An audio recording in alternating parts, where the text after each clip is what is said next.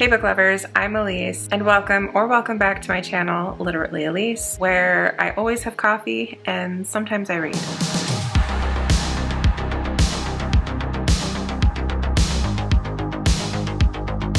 It is still technically summer, according to the calendar, but if you look outside, if you go outside, the weather has cooled down immensely, at least where I live. The leaves are changing colors. They're turning, they're red, they're orange, they're beautiful. And it's been raining a lot. In my mind, it is fall. It is fall. Fall is here and I couldn't be happier. So today I want to talk to you about my fall TBR. There's a lot of new books on this list. I have not been reading very much this year, but I've certainly been acquiring a lot of new books. There are some new releases, there are some ARCs on this list that are not even out yet, and then there are some backlist as well. Let's get into it. I don't even know how many books that I have on this list, but it's a pretty even split between fantasy and horror. But I'm going to start with the horror. First book is Gothic Town by Emily Carpenter. This one actually technically is not a horror. This is a crime mystery thriller, which is a little concerning because I typically do not like crime mysteries. They're not for me. But there was just something about this book. Maybe it was the cover, maybe it's the description, I don't really know. This was an impulse buy when I was out and about one day. In this riveting, skillfully told and irresistibly twisted Southern Gothic, a woman who moves her family to an outwardly idyllic town finds that a darkness lurks beneath the friendly smiles and sun-dappled streets. I am a little bit of a sucker for families that relocate and start to notice that things in their new home, their new neighborhood something's not right.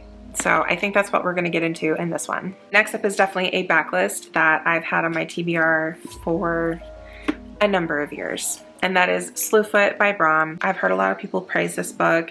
There's some pretty creepy illustrations in it. It is a historical fantasy horror, and it takes place in the year 1666 in Connecticut. An ancient spirit awakens in a dark wood. The wild folk call him Father, Slayer, Protector. The colonists call him Slewfoot, Demon, Devil. To Abatha, a recently widowed outcast, alone and vulnerable in her pious village, he is the only one she can turn to for help. Please keep me in your thoughts that 2025 is finally the year that I get this off my TBR.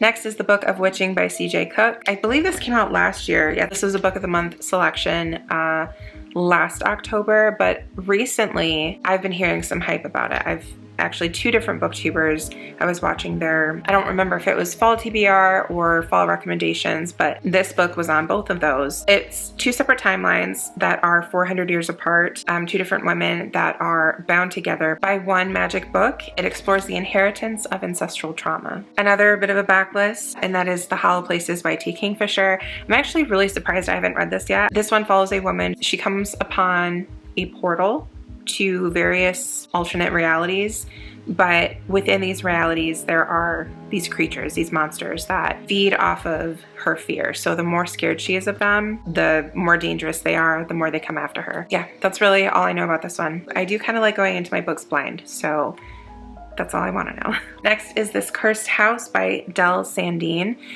This came out last year, I believe. It is an Aardvark Book Club book. This one is about a woman. Honestly, the description reminds me a little bit of The Skeleton Key, the movie The Skeleton Key with Kate Hudson. But it's about a woman that kind of leaves her life in Chicago and she starts working for a family in New Orleans. This is a Southern Gothic horror. She's working for this family and she soon finds out that this family is cursed. And this family is convinced that she can help them break this curse. I don't know anything else about this, but I absolutely love the cover. Next up is The Reformatory by Tanana Reeve-Dew, another Aardvark Book Club selection. This one actually is the special edition.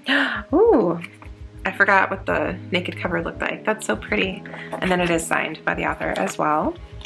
This is a historical horror, and it follows a 12-year-old boy who he does something, he supposedly commits some type of crime, and he is sentenced to 6 months at a reformatory school. There's a lot of history at this school. This takes place during the Jim Crow era. During his time there, he really is exposed to the horrors of racism, both for the living and for the dead. So I have heard that this is paranormal, which is very exciting because I definitely, especially this time of year, I love when my horror has some paranormal elements to it. It makes it exciting. And I do, like this time of year, I do want to be put at unease and maybe even scared a little bit. So hopefully this will do that for me. Next is a brand new release. I'm not sure exactly when this came out. It either just came out or is just about to come out, but that is You Weren't Meant to Be Human by Andrew Joseph White. This is one of the September book picks for Aardvark Book Club. I don't even know what I've heard about this book, but it kept coming up and I recognized the cover. When I read the synopsis after already receiving the book, I'm like, oh, some of the blurbs on the back. White wields prose like a scalpel, cutting deep and spilling guts with gruesome precision. Captures a beautifully disgusting world that's all too familiar to neurodivergent and trans individuals with a plot that offers nothing but shocking pleasure with each page turn. This is written by a trans author and the main character is a trans man that comes to be pregnant. There is a trigger warning at the beginning of this book. There's a pretty graphic focus on pregnancy and various things that go along with that. So this definitely sounds like it's going to be a bit of a stomach churning horror. I will have to make sure I'm in the right mindset before I jump into this one, but again, perfect time of year to be reading this. All in all, this book explores identity, transformation, and survival amidst an alien invasion. So there are some science fiction aspects in this one as well. Play Nice by Rachel Harrison. This is the Book of the Month copy. I did have the regular copy on pre-order, but when I saw that this was a Book of the Month option, I decided to just do it this way. It would save me like $20 and I could get it right away. I wouldn't have to wait because I wanted to start it. I am about 70 pages in. I'm on chapter 10. So far I'm enjoying it. Not a whole lot has happened. I feel like the story hasn't really started yet. Growing up, Cleo and her two sisters lived, I think, primarily with their dad. So their parents divorced, but her mom, the house that her mom lived in, is claimed to be haunted. At least the mom claims that it's haunted. And she wrote a book about it and she made her girls promise never read the book. Their mother passes away and Cleo goes to the funeral and finds out that their mom left the house to them. The other two sisters don't really want anything to do with it aside from maybe fixing it up and selling it. But Cleo's like, no, wait, like I want to go there. I want to fix it up myself. P.S. She's an influencer and she saw one of her other influencer friends gained like a ton of followers by doing a home renovation. So I think that's kind of where this is headed. She kind of sees this as an opportunity to grow her following, not only being a renovation, but potentially a haunted renovation too. That's really all that I know. I have heard that it's a bit darker than just like your typical run-of-the-mill ghost haunting. There may be demons and possessions involved. But I'm excited to see where this goes. I typically really do enjoy Rachel Harrison. Okay, those are all the physical copies of the horror books on my TBR. Now I do have a few e-arcs as well. The first is The Bleeding Woods by Brittany, oh dear, I can't read my own handwriting. Brittany Amara. The Bleeding Woods by Brittany Amara. This one comes out October 14th. A young woman discovers dangerous new powers while lost in the Appalachian Mountains with a few other people as a string of vicious murders start happening. The other people that she's with, it's a weird combination of people. It's like somebody that she used to be in a relationship with and somebody that she currently wants to be in a relationship with, and then I think her sister's thrown in there somewhere. I don't really know, but just the idea, especially the Appalachian Mountains, first of all, because those are just, I don't know if you watch scary TikTok or anything, but that's a scary place to be. So that alone, the setting, I think sounds really creepy. So I'm just very curious to see how that turns out for everybody. Next up is a cosmic horror novella called My Name Isn't Paul by Drew Huff. This one comes out November 18th. This one is about a man named Paul, except he's not Paul. He's actually a mirror person, which are basically like these really empathetic mimics. Paul came across the real Paul's corpse 7 years ago and decided to start mimicking him. Well, every 7 years, the mirror people have breeding season. Supposedly puts them into like this weird trance, this weird state of mind. So he needs to get out of there so that he can participate in this ritual for his people. It sounds very strange, but like I said, I mean, it is a novella and it is said to be unlike anything that I've ever read before. The last horror arc that I have is American Werewolves by Emily Jane. This is the same author as On Earth as It Is on Television. This one comes out September 16th. The only thing that I really know, so the only thing I'm really gonna say, is that it's about venture capitalist werewolves. There's a murder. There's rumor of wolves causing chaos around, which gives me like Twilight vibes a little bit. There's an interesting line at the end of the summary that I wanted to read. It says, America, where devouring the weak is a birthright as old as the country itself. So I feel like there's going to be a lot to say about the state of our country, specifically rich versus poor, capitalism, a lot of interesting things to discuss in that one. So I'm looking forward to it. I need my coffee. Isn't this the cutest mug? I got it at Home Goods. I love it. Ghosties and bats. Okay. Oh yeah, and my new bat coasters. And they're sparkly. I love it. Going to pivot over to fantasy. I didn't finish writing all of the notes that I wanted to write, so this pile is going to be a little bit more of reading the cover. So bear with me. The first one is very much a backlist. Actually, I did start this book way back in college. I soft DNF'd it for some reason. I think I don't know. I don't remember. I don't recall anything specific being the reason as to why I didn't want to continue reading it. I just stopped reading it. But anyway, that is The Historian by Elizabeth Kostova. This is a Dracula book. Hypnotic, a thrill ride through history. So it's a little bit historical, a bit fantasy. It is a super floppy paperback. Like, the story of a young woman plunged into a labyrinth where the secrets of her family's past connect to an inconceivable evil, the dark 15th century reign of Vlad the Impaler, or Dracula, and a time-defying pact that he may have kept his awful work alive through the ages. The search for truth becomes an adventure of monumental proportions, taking us from monasteries and dusty libraries to the capitals of Eastern Europe, in a feat of storytelling so rich, so hypnotic, yada yada yada. So I loved Dracula when I read it in college. Interestingly, after I attempted to read this one, I hung on to this book because I'm like, I'm gonna read it one day. Hopefully this will be the time. Next is one that I've heard mostly good things about, I think, and it seems like it'll be funny. How to Become the Dark Lord and Die Trying by Django Wexler. I don't honestly know anything about it, but I get the impression that it's going to be kind of quirky, and Davy has done this all before. She's tried to be the hero and take down the all-powerful Dark Lord. 100 times she's rallied humanity and made the final charge, but the time loop always gets her in the end. Sometimes she's killed quickly, sometimes it takes a while, but she's been defeated every time. This time she's done being the hero and done being stuck in this endless time loop. If the Dark Lord always wins, then maybe that's who she needs to be. It's Davy's turn to play on the winning side. That doesn't tell me a whole lot of anything. Fantasy tale about a young woman who, tired of defending humanity from the Dark Lord, decides maybe the Dark Lord is onto something after all. Okay. It says it's twisty, twisty,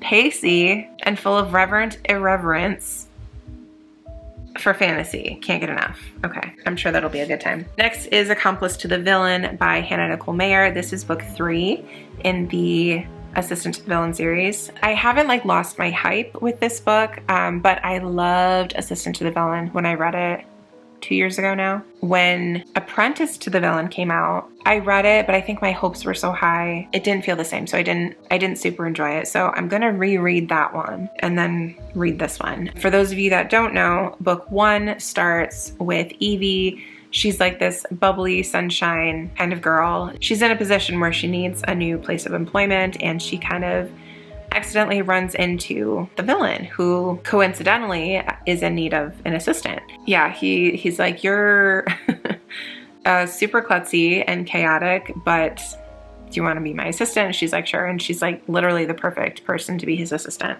So it's like a super quirky, fantastical workplace romance is kind of how it starts. And I have no idea what to expect in book 3. Next is Bury Your Bones in the Midnight Soil by V.E. Schwab. This one, have I read V.E.? Yeah, I read the one that everybody loves, and I didn't love it. The Girl, Addie LaRue.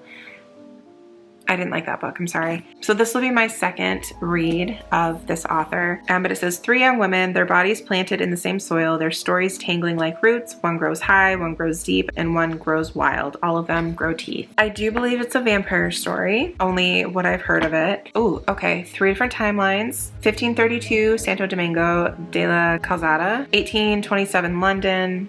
and 2019 Bastin. Okay, I like that. So kind of Wayward by Amelia Hart. It's feeling like that as far as the different timelines.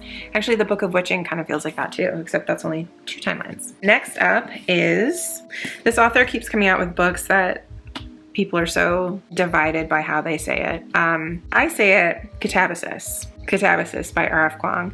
She has said it Catabasis and Catabasis. I'm pretty sure as far as like the classics go, it's supposed to be Catabasis. Beautiful sprayed edges. I don't really know much about this except it's been compared to Piranesi, which I DNF. Yeah, Dante's Inferno meets Susanna Clarke's Piranesi in this all-new dark academia fantasy. Yeah, I've seen some reviews of this one coming in because this one just came out this past week. And I mean, the girls that get it and are very much enjoying it. I just worry, about my comprehension of it. Next up, this was an impulse buy. Unfortunately, it is a series, but it has really pretty sprayed edges. And that is Arcana Academy by Elise Kova. The only thing that I really know about this one is that it's a school and there's astrology or tarot cards. I think tarot cards. I love this cover. This is probably like one of my favorite covers of any book that I own. A woman who wields magical tarot cards lands herself in a false engagement with the headmaster of a mysterious academy in the first installment of an enthralling fantasy romance series from the best-selling author of A Deal with the Elf King. I've not read that. This is the first I'm hearing of this author.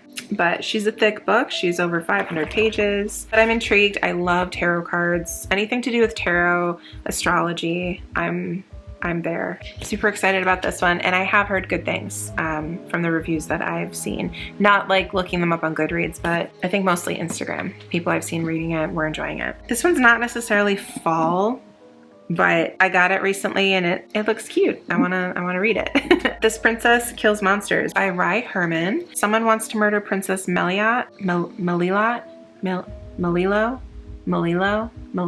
Is it pronounced French or not? That's gonna determine. I'm gonna say Melilot. Melilot is sick of being ordered to go on dangerous quests by her domineering stepmother, especially since she always winds up needing to be rescued by her more magically talented stepsisters. Ooh, so Cinderella? And now that she's been commanded to marry a king she's never met. When hideous spider wolves attack on the journey to meet her husband-to-be, she is once again rescued, but this time by 12 eerily similar-looking masked huntsmen. Soon she has to contend with near-constant attempts on her life, a talking lion that sets bewildering gender tests, and a king who can't recognize his true love when she puts on a pair of trousers.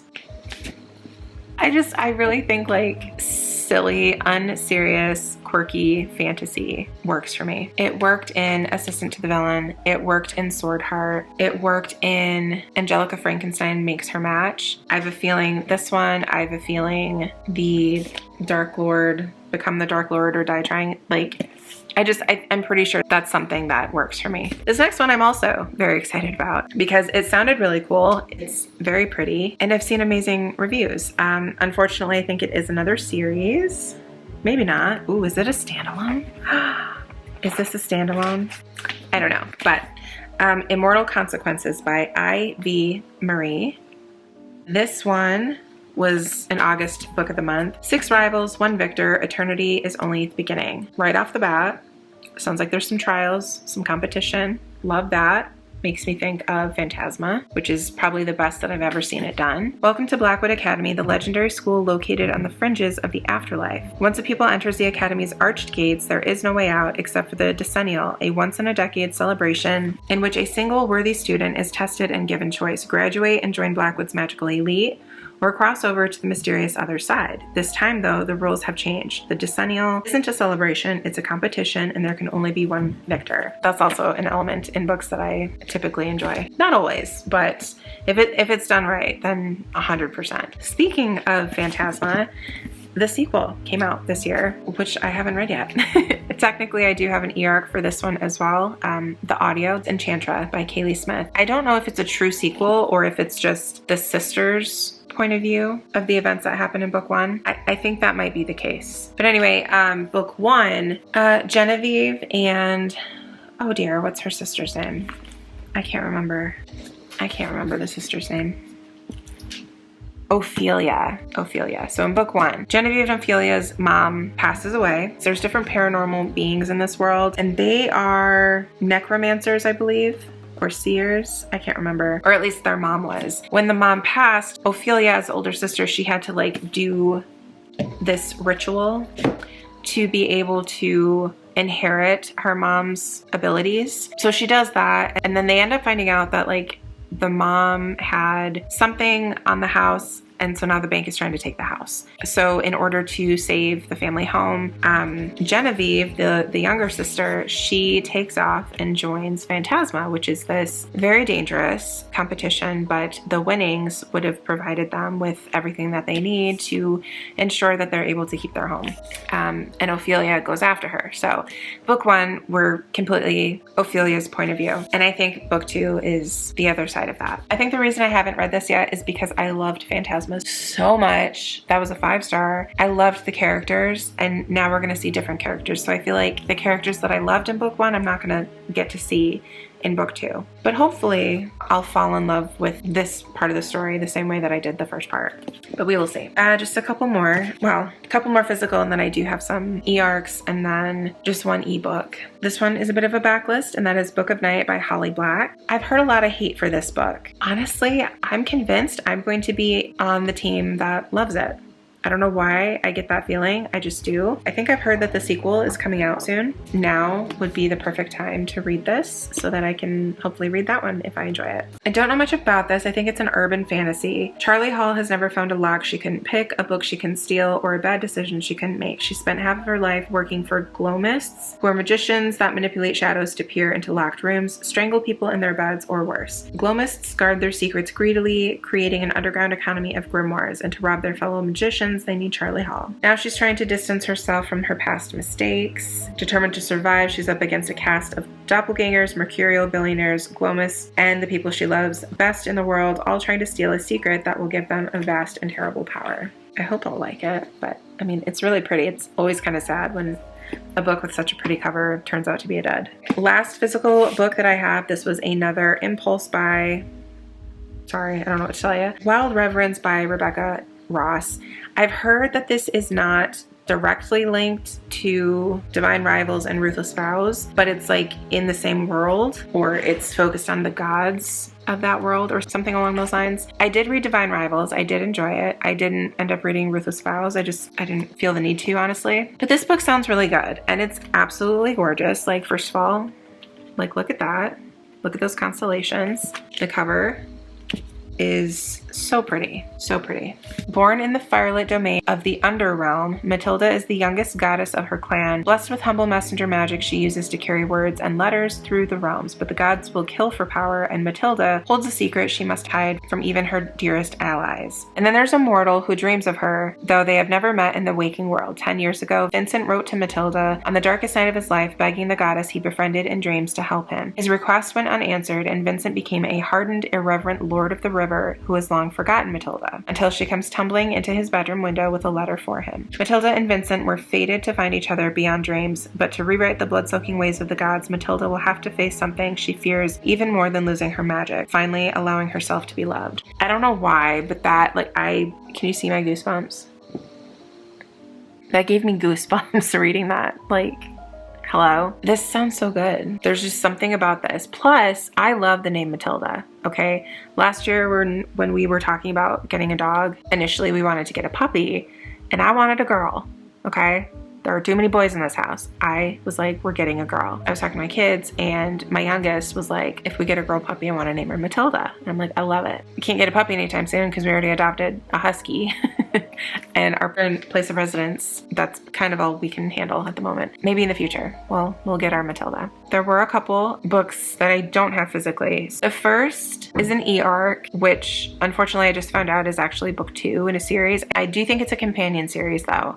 But I am the type of person that I don't care if it's companion, I still need to read them in order. Those books are the Sanctuary for Supernatural Creatures series by Charlotte Stein. The first is How to Help a Hungry Werewolf, and the second one that I have the arc for is Dealing with a Desperate Demon. So book 2, Dealing with a Desperate Demon, comes out October 7th, but these are fantasy romance, well, supernatural fantasy romance, and that's really all I know about them. They are centered around fall season, so this is the perfect season to be reading them, which is good. The other one, oh, Which You Would by Leah Amador. This one I have an arc for. It did just come out September 2nd, and it was actually an Aardvark book club pick for the month of September. It's about a young witch that gets the opportunity to compete in a magical reality show, which I can't say that I've ever loved a book that has the reality show aspect. Like, I don't think I've ever given one 5 stars. However, at the same time, I'm still intrigued because I think that there is a way that it could be done perfectly that makes me want to love it and give it 5 stars. Maybe this is the one. Okay, and then the final book is also a fantasy paranormal romance, and that is Curses and Cold Brews. This is book 2 in the Maple Hollow series. Last year I read Pumpkin Spice and Poltergeist. It was cute. Okay, I will give it that. It was very cute. It is sapphic. I think I ultimately rated it 3.5 stars. I think just 3 stars. But they're by Allie K. Mumford and Elle Morrison. In the first book, the main character is, well, there's a couple main characters. The one main character, she's a witch, and I can't remember, she did something, like she tried to do a spell or some kind of incantation, and she accidentally summoned her dead girlfriend, which ended up leading to them investigating how the girlfriend died to begin with, because it was a little suspicious. So it was kind of a bit of a murder mystery, but at the same time, the girl that runs the coffee shop, her sister comes to town, and they're humans, okay? But this is a town, think Halloween Town. This is a town where it's mostly paranormal creatures that live here, but they are accepting of humans, kind of. So the sister of the coffee shop owner comes to town. She's human, and she and the witch form a bond and kind of fall in love amidst this murder mystery aspect. I thought it was super cute. I did like majority of it. I didn't love how things wrapped up in the end. It was just kind of a little too perfect, too cheesy. But that being said, it definitely had fall vibes. So because of that, Curses and Cold Brews, which just came out September 2nd, I do want to read that. And actually, it looks like it's already set for book 3 to come out September 1st of next year. So, and that one is going to be called Lichens and Lattes. Oh my gosh, that one's focused on the sister that owns the coffee shop. I'm so excited because her guy,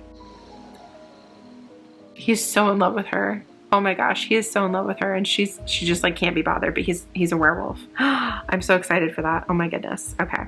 So anyway, I know that just from the cover. I didn't look at a synopsis or anything. Yeah, exciting. Okay. So that is my extremely, what's the word I'm trying to look for? Ambitious. That is my extremely ambitious TBR for September, October, probably most of November. It's usually after Thanksgiving that I like to transition to the more winter reads. My hands just made a funny sound.